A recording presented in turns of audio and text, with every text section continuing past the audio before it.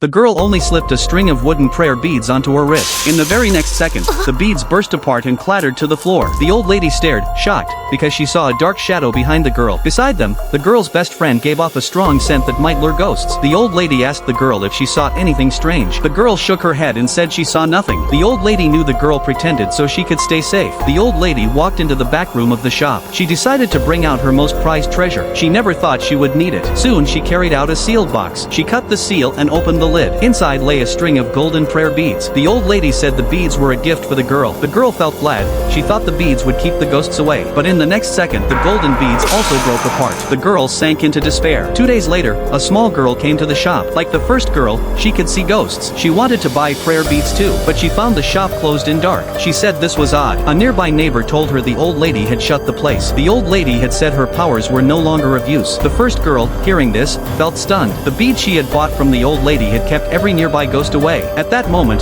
the girl and her friend arrived at the shop. A ghost appeared right in front of them. The friend almost walked into it. The girl stopped her just in time. She realized the small girl could see ghosts too. To test her, she led the small girl into the equipment room. Tiny ghosts crawled onto a volleyball. She asked the girl if she could see them. The girl pretended she could not. Then a huge ghost rose behind her. She could see the small ghosts yet missed the large one. She took out the old lady's beads. She meant to show her power to banish the spirit, but the beads broke in her hand. The ghost grew furious. The girl pushed the small girl down gently and carried her to the nurse's office. Though she said she was sorry, she could not explain why. She told the small girl to stay away from her. The next day the old lady had already gone back to her hometown. At the same time, the girl and her little brother watched a television show. The program showed a photo. If one looked closely inside a tent, one could see a face that had been added later. Even the little brother saw that the show was tricking its viewers. Just as the show reached its climax, it cut to a long commercial. The girl said she would go buy a drink. She slipped a coin into the vending machine. Her hand slipped and the coin rolled under the machine. She knelt to grab it. There she saw something small and cute.